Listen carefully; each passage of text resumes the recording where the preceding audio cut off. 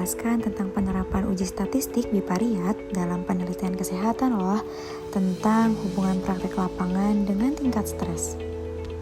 Di sini beranggotakan ada Angelita Cynthia Bella, Pani Amanda Putri, Helen Amelia Herdy, dan Katarina Renata. Nah, dalam uji statistik bivariat, dalam statistik inferensial dibagi menjadi 4 loh. Ada uji beda Dwomean, uji beda proporsi, uji Wilcoxon, dan uji Mann-Whitney. Nah, dalam statistik inferensial yaitu cabang statistik untuk menarik kesimpulan populasi berdasarkan sampel. Digunakan untuk menguji hipotesis dan membuat generalisasi hasil penelitian. Banyak digunakan dalam penelitian kesehatan dan keperawatan loh. Jenis statistik inferensial ada 2, parametrik dan non-parametrik. Parametrik sendiri yaitu data normal, dan non-parametrik sendiri yaitu data tidak normal atau ordinal. Selanjutnya, analisis bivariat, yaitu analisis yang digunakan untuk mengetahui hubungan, perbedaan, atau pengaruh antar dua variabel. Tujuannya untuk membandingkan dua kelompok, mengetahui hubungan antar variabel, menguji hipotesis penelitian. Nah, contoh ujinya menggunakan perbedaan Dwomean atau t-test, uji perbedaan proporsi, Wilcoxon, dan Mann-Whitney. Lalu di sini akan menjelaskan tentang hipotesis. Hipotesis dalam penelitian terdiri dari H0 atau HO dan H alternatif atau HA.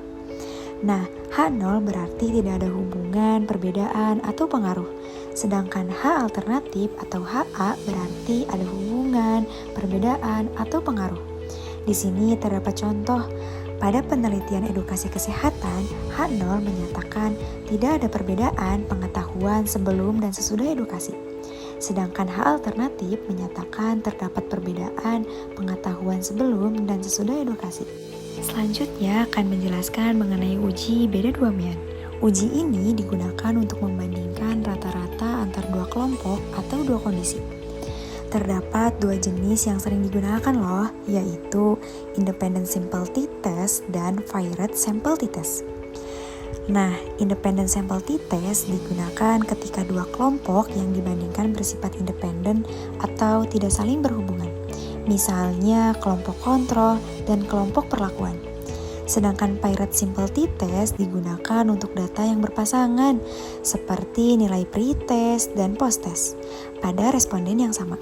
Sebelum melakukan uji perbedaan Dwomean, terdapat beberapa syarat loh yang harus dipenuhi, yaitu data berada skala interval atau rasio, dan data berdistribusi normal.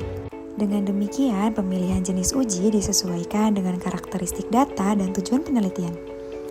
Lalu terdapat langkah-langkah pengujian hipotesis. Di sini merumuskan masalah penelitian, menentukan H0 dan H alternatif, menentukan tingkat signifikansi alfa 0,05, memilih uji statistik yang sesuai, melakukan analisis data, membandingkan value dengan A, menarik kesimpulan.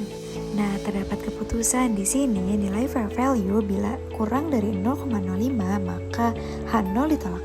Dan sebaliknya, jika nilai value lebih dari 0,05 maka H0 gagal ditolak. Lalu ada uji beda proporsi, digunakan untuk membandingkan proporsi atau persentase antar dua kelompok. Nah, di sini terdapat karakteristiknya yaitu data kategorik atau nominal. Bentuk datanya meliputi iya atau tidak, positif atau negatif. Terdapat contoh seperti efektivitas vaksin, kejadian hipertensi berdasarkan jenis kelamin. Nah, di sini terdapat interpretasinya. Nah, nilai p-value kurang dari 0,05 yaitu ada perbedaan proporsi. Bila nilai p-value lebih dari 0,05, maka tidak ada perbedaan proporsi. Selanjutnya ada uji Wilcoxon, yaitu alternatif dari Varied Sample T-Test untuk data yang tidak normal. Nah, di sini ada karakteristiknya, yaitu data berpasangan, data ordinal atau numerik tidak normal, dan menggunakan ranking data. Contohnya seperti tingkat nyeri sebelum dan sesudah terapi, tingkat kecemasan sebelum dan sesudah intervensi. Nah, berikut ada interpretasinya, yaitu nilai P kurang dari 0,05, maka terdapat perbedaan signifikan. Lalu yang terakhir terdapat uji Mann-Whitney, yaitu yaitu alternatif dari independent sample t-test untuk data tidak normal. Nah, karakteristiknya yaitu dua kelompok independen, data ordinal atau numerik tidak normal, dan menggunakan ranking data. Contohnya seperti tingkat kepuasan pasien pada dua rumah sakit, perbandingan skor kesehatan dua kelompok. Di sini terdapat interpretasinya yaitu nilai p-value kurang dari 0,05 maka terdapat perbedaan signifikan. Lalu terdapat perbedaan Wilcoxon dan Mann-Whitney. Nah, di Wilcoxon terdapat data berpasangan, alternatif paired t-test, pre-test dan post-test, dan data tidak normal. Sedangkan di Mann-Whitney terdiri data independen, alternatif independent t-test, kelompok kontrol dan perlakuan, dan data tidak normal. Nah, pada pemilihan uji statistik, pertama kita harus melihat jenis data yang digunakan. Untuk data numerik, yang terdiri dari dua kelompok independen atau tidak saling berhubungan seperti kelompok intervensi dan kelompok kontrol.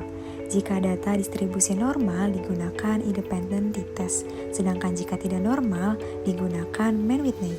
Selanjutnya untuk data numerik yang berpasangan, yaitu data berasal dari responden yang sama dan diukur dua kali. Misal sebelum dan sesudah intervensi.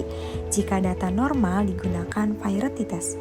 Jika data tidak normal digunakan uji Wilcoxon. Kemudian untuk data kategorik atau data yang bentuk kategorik seperti jenis kelamin, status merokok, atau tingkat pendidikan, analisis yang digunakan adalah uji beda proporsi atau chi-square untuk melihat adanya hubungan atau perbedaan antar kelompok. Jadi, pemilihan uji statistik ditentukan oleh jenis data yang dimiliki serta distribusi data normal atau tidak normal.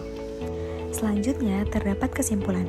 Nah, analisis bivariat digunakan untuk membandingkan atau mengetahui hubungan antar dua variabel.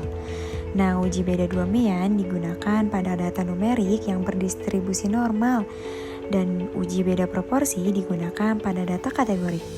Lalu Wilcoxon digunakan untuk data berpasangan yang tidak normal. Lalu Mann-Whitney digunakan untuk dua kelompok independen yang tidak normal.